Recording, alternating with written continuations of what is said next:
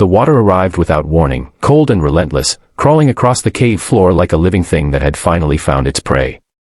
It slid over stone, swallowed the dirt, and reached the paws of the German Shepherd who had been chained there long before the sky decided to break open. He lifted his head when the first ripple touched him, ears stiff, eyes wide with a knowing fear that animals carry deep in their bones. Above the roar of rain and the distant groan of the river outside, the chain scraped against rock as he shifted, testing a boundary that refused to move. Darkness pressed in. The cave began to breathe differently. And somewhere in that suffocating soundscape, hope flickered, fragile but alive. If you believe in kindness, in second chances, and in stories where compassion changes the course of fate, take a moment right now to like this video, share it, comment your thoughts, and subscribe to the channel. Your support keeps stories like this alive and reaching hearts that need them. The German Shepherd had not always known fear this way. Once, long before the cave and the chain and the rising water, he had known the warmth of a hand on his head and the comfort of routine. He had been born on a patch of land that smelled of grass and metal, where boots walked with purpose and voices carried authority. He learned quickly, as German shepherds often do, absorbing commands and expectations like air. But life has a way of narrowing without asking permission. A change in ownership, a promise broken, a decision made in haste.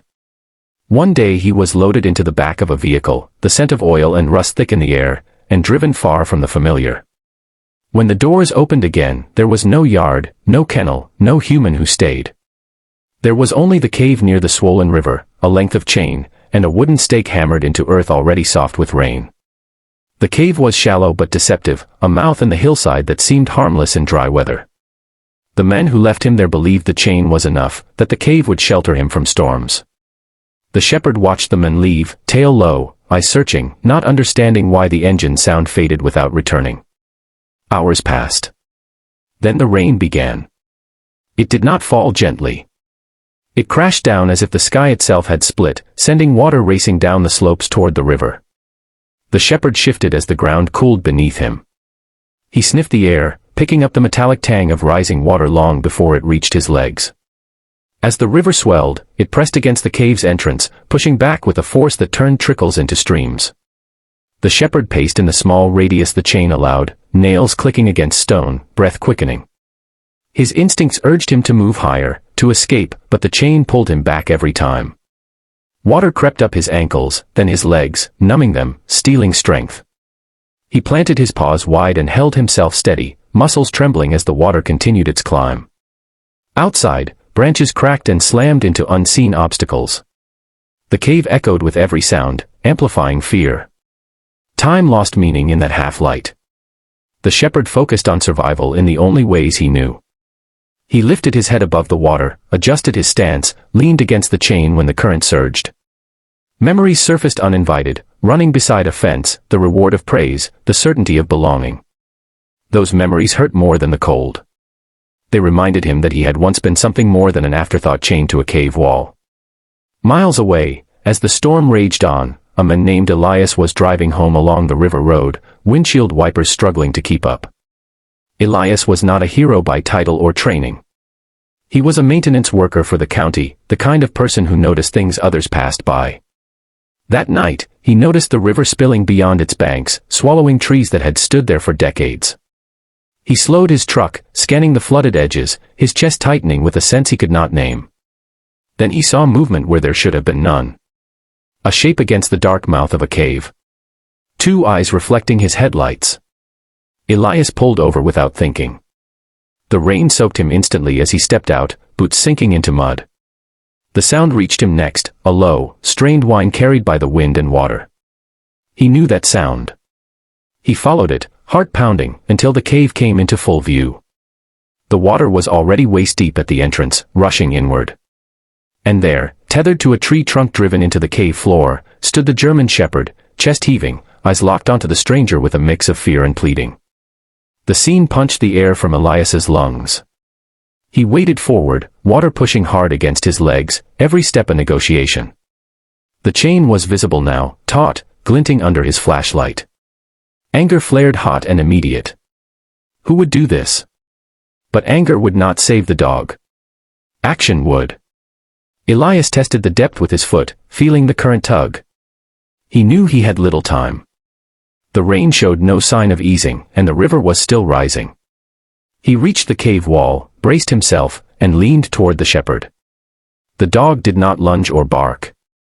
He stood still, as if he understood that sudden movements could end everything. Water sloshed at his chest now, soaking his thick coat, dragging it down. Elias fumbled with the chain, fingers numb, flashlight beam shaking as he searched for a clasp or lock. There was a rusted padlock, swollen from years of neglect, refusing to yield. Elias cursed under his breath, the sound lost to the storm. The water surged higher, pushing against both of them. Elias felt the pull at his knees, then his thighs.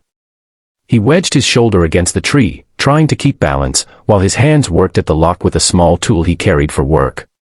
Every second stretched. The shepherd's eyes never left his face.